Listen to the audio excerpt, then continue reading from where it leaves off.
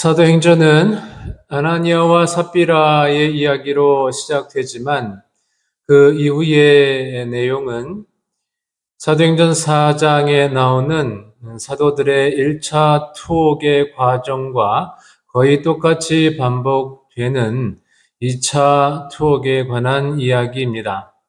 사도들이 1차 투옥에서 석방된 뒤에 예수의 이름으로 말하지도 말고 가르치지도 말라고 하는 산헤드린의 경고와 위협에 굴하지 않고 대주제이신 하나님 앞에 모여 기도할 때에 그 기도대로 많은 표적과 기사가 일어났고 남녀의 큰 무리들이 예수님을 믿게 되었습니다. 그들은 마음을 같이하여 솔로몬 행각에 모여 사도들의 설교를 들었습니다. 거기에 감히 상종하지 아니한 자들, 아마도 마음은 있으나 산헤드린의 위협이 두려워서 솔로몬 행각에 모이지 않은 사람들도 모두 사도들의 행적을 칭송했습니다. 많은 병든 사람들과 더러운 귀신이 들려 괴로움을 받는 사람들도 나음을 얻었기 때문입니다.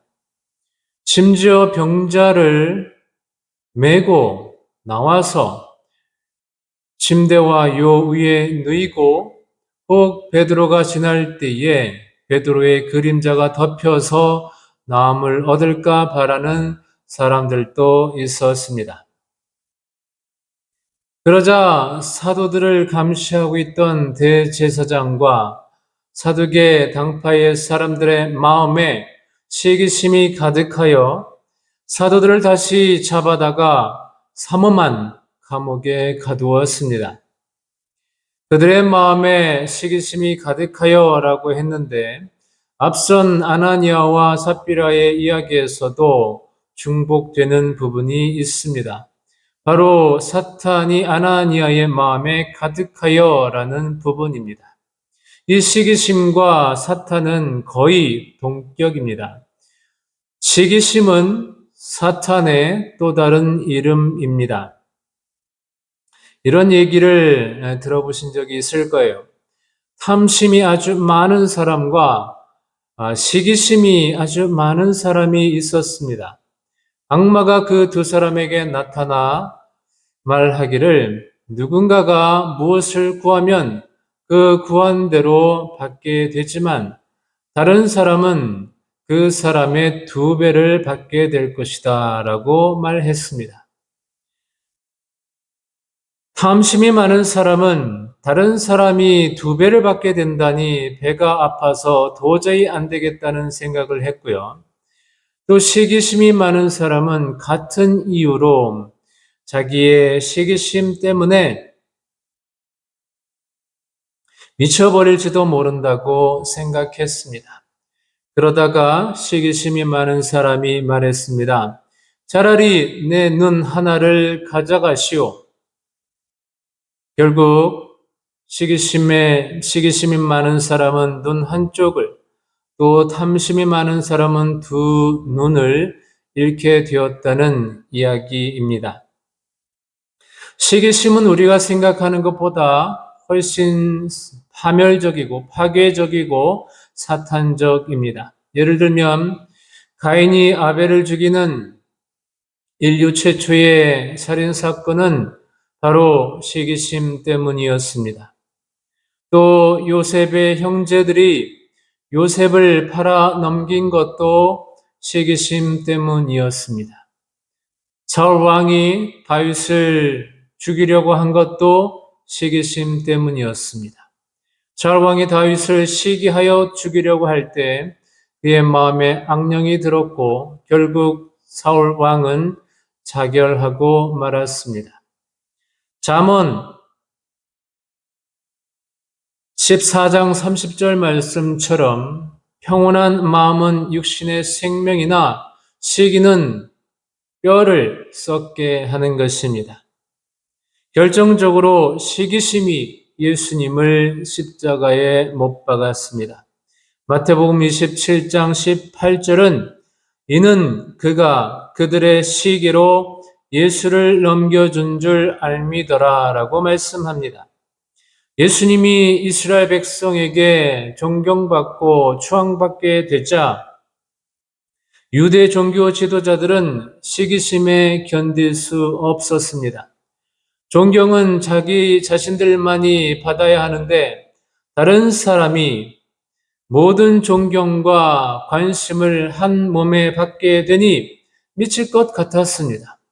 그래서 비열한 모략을 세우고 신성 모독이라는 명분을 세우고 거짓 증인을 세워서 예수님을 십자가형으로 내몰았던 것입니다. 우리를 죄와 멸망에서 구원하려고 오신 예수 그리스도를 믿기는커녕 그들은 십자가에 못 박아 죽였으니 시기심은 참으로 심각한 또 무서운 죄입니다.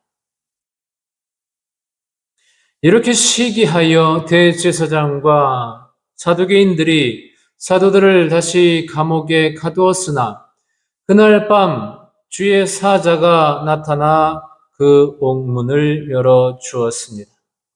생명의 말씀을 중단 없이 계속해서 전하도록 하기 위해서였습니다. 사도들은 생명의 말씀을 다 백성에게 말하라는 주의 사자의 말을 듣고 새벽에 동틀 무렵에 성전으로 가서 생명의 말씀을 전하고 가르쳤습니다. 보통 유대인의 첫 기도 시간은 오전 9시인데도 그보다 훨씬 일찍 성전에 나와서 기도하는 유대인들이라면 그들은 더욱 경건한 사람들이고 더욱 열심인 사람들이었을 것입니다. 그들 중에 일부라도 생명의 말씀을 듣고 예수 그리스도를 믿는 사람들이 되었다면 그들은 참으로 충실한 복음 전파자가 되었을 것입니다. 아무튼 아나니아와 삽비라의 이야기도 그렇고 또 새벽 옥문에서 사도들을 이끌어내어 생명의 말씀을 전하게 하신 것을 보면 교회를 세우시고 세계 선교를 준비하시는 성령 하나님의 엄중하고도 긴박한 손길이 느껴지는 것 같습니다. 그런데 옥문이 열리는 모습이 참으로 인상적인 것 같습니다. 사도들이 예수 그리스도를 증거할 때 사탄은 그것을 막아내기 위해서 세상의 권력을 이용하여 사도들을 잡아오게 가두었을지라도 생명의 말씀은 중단될 수 없기에 주의 사자가 삼엄한 경비 아래 있던 옥문을 열고 사도들을 이끌어내었습니다. 여기에 주목해 볼 필요가 있습니다. 그들은 옥문이 열려서 자기들의 발걸음으로 나온 것이 아닙니다. 누군가에 의해서 어떤 힘에 의해서 붙들려서 나온 옥문을 나서게 된 것입니다. 마치 등 뒤에서 누가 떠미는 것처럼 밀려서 옥문에서 나오게 된 것입니다. 이렇게 강권적으로 생명의 말씀을 전하도록 한 것인데 이는 성령 하나님의 적극적인 개입이 아닐 수 없습니다. 우리 교회도 생명의 말씀이 중단되지 않고 어떤 어려움이 있을지라도 어떤 방해가 있을지라도 담대히 하나님의 말씀을 전하는 교회가 되면 좋겠습니다. 교회에 문제가 있다면 해결책은 다른 데 있지 않습니다. 교회에 문제가 있다면 어려움이 있다면 더욱더 열심히 모여서 신령과 진정으로 마음과 뜻과 힘을 다하여 하나님을 예배하고 성령님의 인도하심과 중보하심을 따라 쉬지 않고 기도하며 긴박한 영혼 구원을 위한 그런 열정을 갖고 주의 말씀을 전하려고 할 때 교회의 문제는 옥문에서 끌어내어 주심과 같이 하나님께서 해결해 주실 것입니다. 사도들이 감옥에서 나와서 성전에서 예수 생명의 말씀을 가르치는 동안 대제사장과 그와 함께 있는 사람들은 사도들이 옥문에 여전히 있는 것으로 생각하고 산헤드린의 경고를 위반한 사도들을 재판하기 위해서 다시 공회와 이스라엘 족속의 원로들을 모았습니다. 그리고 사람을 보내 사도들을 소환해 오도록 했습니다. 그러나 사도들은 보이지 않았습니다. 이것이 보고된 뒤에 책임자인 성전 수비 대장과 부하들이 나아가 성전에서 가르치고 있던 사도들을 다시 체포했습니다. 그 삼엄한 경비를 뚫고 아무런 흔적 없이 탈옥한 사도들 때문에 자존심이 상할 대로 상했고 화가 날 대로 나서 사도들을 체포할 때 강력한 물리력을 행사해서 폭력적으로 체포하고 싶었지만 사도들을 칭송하고 있던 백성들의 돌에 맞을까봐 두려워 그렇게 하지는 못했습니다. 잡혀온 사도들은 다시 산헤드린 공회 앞에 서게 되고 대제사장의 신문을 받게 됩니다. 사도행전 5장 28절입니다. 이르되 우리가 이 이름으로 사람을 가르치지 말라고 엄금하였으되 너희가 너희 가르침을 예루살렘에 가득하게 하니 이 사람의 표를 우리에게로 돌리고자 함이로다.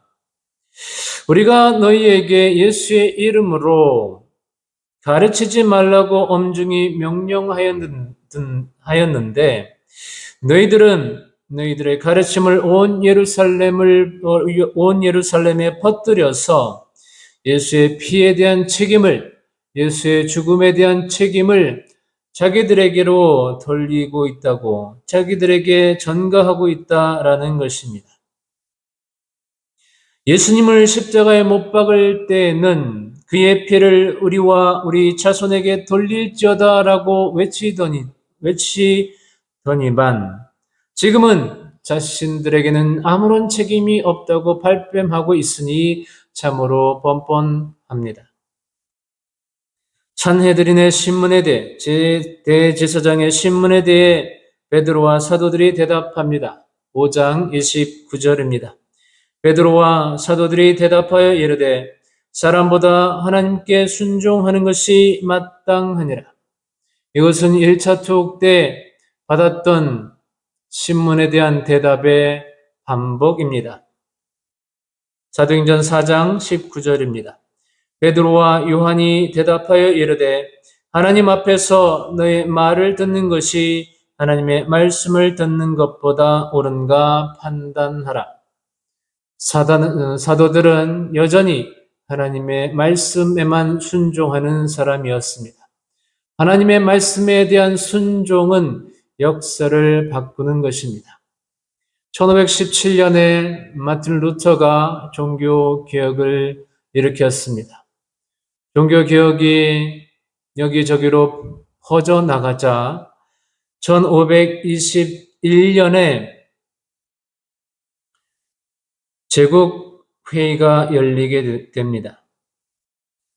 독일 보름스에서 열린 제국회의에서 중세 유럽 시대의 가장 넓은 땅을 다스리고 있던 신성 로마 제국 가톨릭 황제 카를 5세에게 신문을 받습니다. 그리고 교황과 공의회의 카톨릭을 따르라고 했습니다. 그러나 루터는 황제 앞에서 교황과 공의회의 권위를 결코 인정할 수 없다고 다시 한번 주장했습니다. 이에 황제는 루터를 이단으로 규정하고 보름스 칙령을 내립니다. 그 내용은 루터의 글을 읽거나 배포를 금하고 또 루터를 가까이 해서도 안 되며 그에게 호의를 베풀어서도 안 되며 숙식을 제공해서도 안 되며 이를 어기면 엄중한 형벌을 받게 된다는 내용이었습니다. 이 측량에도 루터의 종교개혁은 계속 퍼져 나갔습니다. 루터가 천하의 신성 로마 제국의 카톨릭 황제 앞에서 그의 뜻을 굽히지 않았던 것은 그의 신앙과 신학이 오직 하나님께만 있었기 때문에, 오직 성경에만 있었기 때문이었습니다. 루터는 사람보다 하나님께 순종하는 사람이었습니다. 우리도 살면서 이것이냐 저것이냐, 이 길을 갈 것인가 저 길을 갈 것인가 하는 결단을 해야 할 때가 있습니다. 이때 우리가 가지고 있어야 할 판단 기준은 사람에게 순종할 것인가 아니면 하나님께만 순종할 것인가인 것입니다. 사도들은 이어서 말합니다. 30절부터 32절까지입니다. 너희가 나무에 달아 죽인 예수를 우리 조상의 하나님이 살리시고 이스라엘에게 회개함과 죄 사함을 주시려고 그를 오른손으로 높이사 임금과 구주로 삼으셨느니라. 우리는 이 일의 증인이요 하나님이 자기에게 순종하는 사람들에게 주신 성령도 그러하니라 하더라. 이 말은 사도행전 3장 14절, 15절의 반복입니다. 너희가 거룩하고 의로운 일을 거부하고 도리어 살인한 사람을 놓아주기를 구하여 생명의 주를 죽였도다. 그러나 하나님이 죽은 자 가운데서 그를 살리셨으니 우리가 이 일의 증인이라. 앞서 사도행전 5장은 사도행전 4장의 반복이라고 했습니다.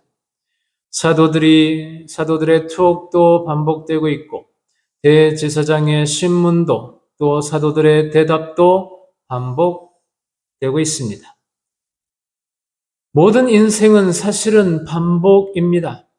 옛날에 살았던 삶도 지금 살고 있는 삶도 환경과 조건은 달라졌을지라도 그에 따른 똑같은 일상이 계속 반복되고 있습니다.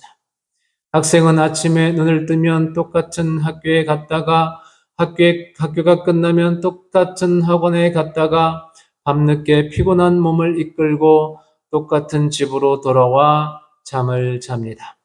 직장인은 아침에 눈을 뜨면 똑같은 직장에 가서 똑같은 사람들과 똑같은 업무를 하다가 너덜너덜한 모습으로 똑같은 집으로 돌아와 잠을 잡니다.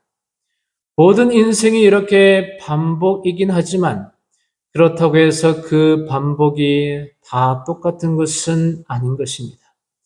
그 반복이 무엇을 위한 반복이냐, 그 반복이 누구를 위한 반복이냐 하는 것에 따라서 그 반복의 의미와 결과가 확연하게 달라지는 것입니다. 말씀드린 것처럼 대제사장의 신문도 반복되고 있고 그 신문에 대한 사도들의 대답도 반복되고 있습니다. 그러나 그 반복에는 분명한 차이가 있습니다.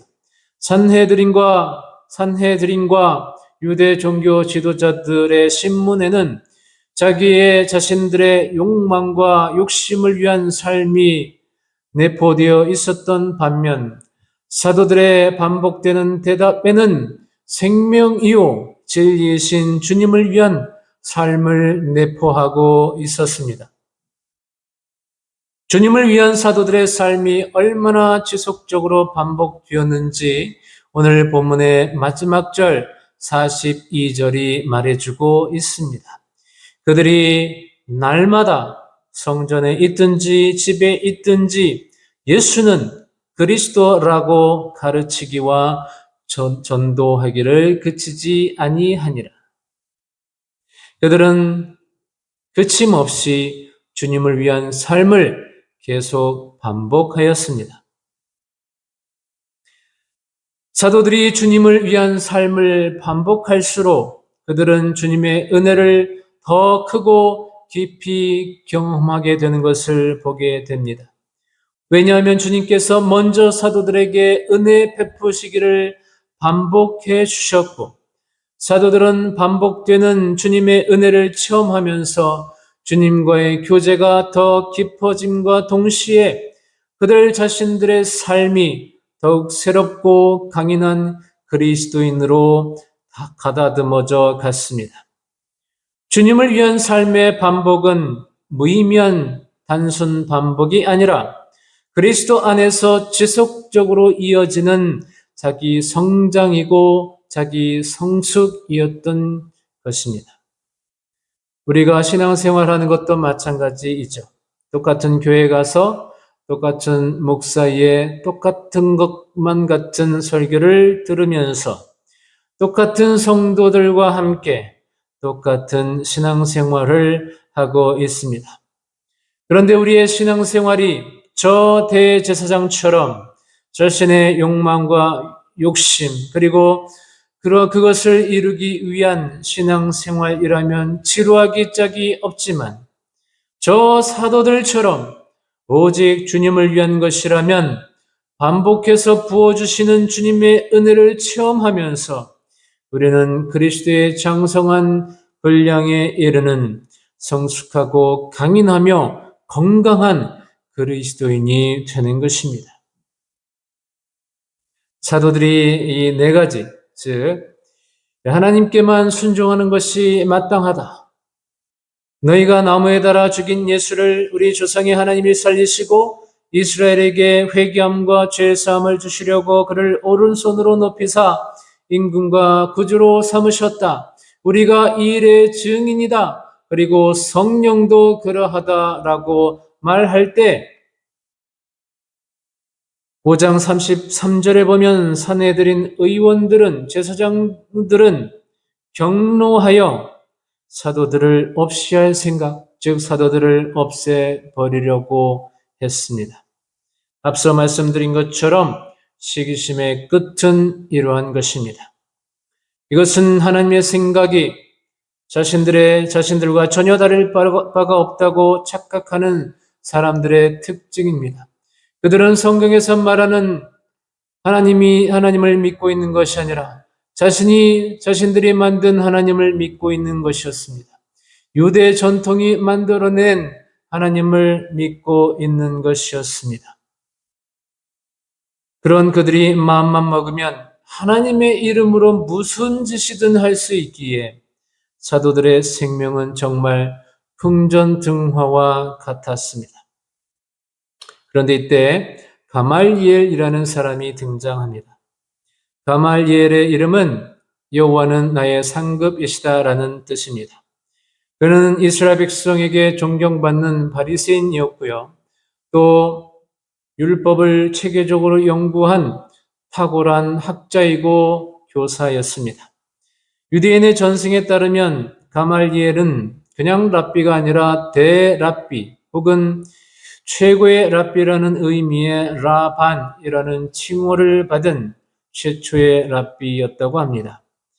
사도들이 활동하던 당시에 바리새파를 대표하는 양대 산맥이 있었습니다. 하나는 샴마의 학파였고 또 다른 하나는 힐렐 학파였습니다. 힐렐이란 사람은 바벨론에서 태어난 유대인이었는데 바벨론에서 태어나서 바벨론 교육을 받고 성장했습니다.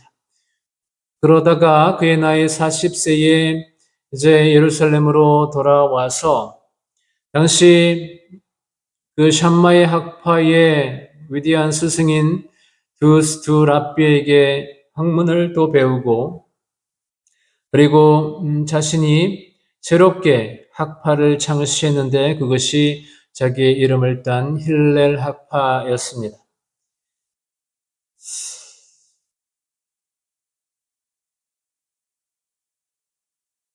가말리엘은 이 힐렐의 손자였습니다. 정치적으로도 사내들인 공회를 움직일 수 있을 만큼 유력한 자이기도 했습니다. 힐렐의 아들은 시므온입니다. 시므온. 그는 경건한 사람으로 구약 선지자들의 예언에 따라 메시아 예수 그리스도를 간절히 기도하고 있었던 사람이었죠. 그리고 반드시 그가 죽기 전에 반드시 메시아가 올 것이라고 그런 하나님의 음성을 들었으며, 그리고 아기 예수님을 품에 안았던 사람이었습니다. 그 시몬의 아들이 바로 또 가말리엘이었습니다. 가말리엘이 조부 힐렐이 세운 힐렐 학파의 계보를 잇고 있었고, 또 그의 문화생으로 율법을 배우고 있던 사람들 중에 나중에 사도가 되는 사울이 있었습니다. 아무튼 대랍비 가말리엘이 일어나 사도들을 잠깐 밖으로 나가게 한 다음에 말을 합니다. 이스라엘 사람들아, 너희가 이 사도들에게 대하여 어떻게 하려는지 조심하라 라고 했습니다. 그는 아직 예수 그리스도를 구세주로 영접하지 아니한 사람이었지만 좌로나 우로나 치우치지 아니한 사람으로서 다른 유대 종교 지도자들과는 다른 생각을 갖고 있었던 것 같습니다. 말하자면 하나님의 백성이라면 자기 감정이나 자기 생각에 따라서 처결할 것이 아니라 하나님의 뜻이 무엇인지 구하고 그 뜻에 순종해야 한다라고 주장하고 있는 것입니다. 그래서 가말리엘은 사도들을 섣불리 죽일 것이 아니라 하나님의 뜻을 구하며 조심하라고 했던 것입니다. 자신의 주장에 대해서 가말리엘은 드다와 유다의 예를 근거로 들어가면서 말을 이어갑니다. 이전에 드다가 일어나 스스로 선전함에 사람이 약 400명이나 따르더니 그가 죽임을 당함에 따르던 모든 사람들이 흩어져 없어졌고, 드다가 어떤 인물인지는 알 수는 없지만 그를 따르는 사람이 400명이 있었던 것을 보면 어느 정도 영향력이 있었던 사람이었던 것 같습니다. 아마도 그는 자칭 메시아라고 주장했던 사람인 것 같은데, 그러나 드다가 죽임을 당하자 그를 따르던 400명의 사람들도 다 흩어졌다는 것입니다. 또 갈릴리 유다의 예를 들었습니다. 호적을 하게 되는데 당시 호적 조사는 몇 가지 목적을 갖고 있었습니다. 인구 조사의 목적이 있었고, 또 징병을 위한 목적이 있었고, 또 세금을 거두고자 하는 조세의 목적을 갖고 있었습니다. 그래서 인구 조사는 어느 민족도, 어느 식민 민족도 환영하는 것이 아니었습니다. 그래서 많은 저항이 뒤따랐죠. 유대인들 분파 가운데 열심당이 있었는데 이 열심당도 바로 인구조사의 저항에서 생긴 당이었습니다. 예수님의 제자 중에도 열심당원인 시몬이 있었습니다. 갈릴리의 유다는 로마 황제의 인구조사에 저항하는 민족적인 운동을 일으켰지만 그 유다도 또 그를 따르는 집단도 로마 제국에 진압당하자 모였던 모든 사람들이 다 흩어졌다는 것입니다. 가말리엘은 이렇게 드다 집단과 유다 집단이 모두 한순간에 소멸되어 버렸음을 예로 들면서 사도들을 가만히 내버려 두자고 말합니다. 사도들의 행적이 사람의 일이라면 드다와 유다처럼 자연스럽게 망할 것이지만 행여나 하나님께서 하시는 일이라면 그 반대일 것이라는 것이 가말리엘의 주장이었습니다. 가말리엘이 전하는 말의 핵심은 하나님과 사람은 다르다는 것이었습니다.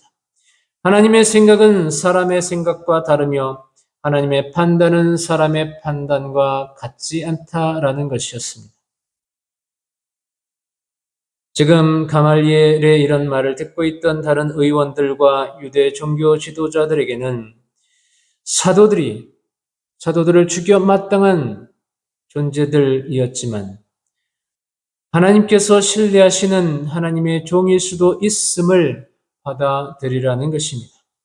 만약 하나님과 사람의 다름을 인정하지 않는다면 오히려 하나님의 이름으로 하나님의 대적자가 될 수도 있다라고 말을 했습니다. 역사가인 요세푸스에 따르면 이 가말리엘은 후에 예수님을 영접하고 기독교 신자가 되었다고 합니다. 미술가인 화가인 다빈치는 스테반 집사가 순교한 후에 이 니고데모와 함께 이 가말리엘이 스테반의 장례를 치르는 모습을 그린 그림도 있습니다. 아무튼 종교 지도자들은 가말리엘의 말을 듣고 있던 종교 지도자들은 그 지적이 틀렸다고 부인할 수가 없었습니다. 그렇다고 해서 그것을 모두 수긍할 수는 없었습니다. 그래서 사도들을 정과 같이 말로만 경고하고 풀어줄 수가 없어서 채찍질을 하고 역시 다시는 예수의 이름으로 말하지 말라고 협박한 뒤에 풀어주었습니다. 채찍질하다는 가죽을 벗긴다는 뜻입니다. 살이 찢어질 정도로 맞았다는 것입니다. 그렇게 모진 매를 맞고서도 사도들이 보인 반응은 이러하였습니다. 41절입니다. 사도들은 그 이름을 위하여 능욕받는 일에 합당한 자로 여기심을 기뻐했다고 했습니다. 우리가 오늘 본문 말씀을 통해서 몇 가지를 살펴보았지만 가장 감동이 되는 부분은 바로 이 부분입니다. 채찍질을 받았음에도 사도들이 보인 태도입니다. 사도들이 시기심과 질투심으로 옥문에 갇혔어도 또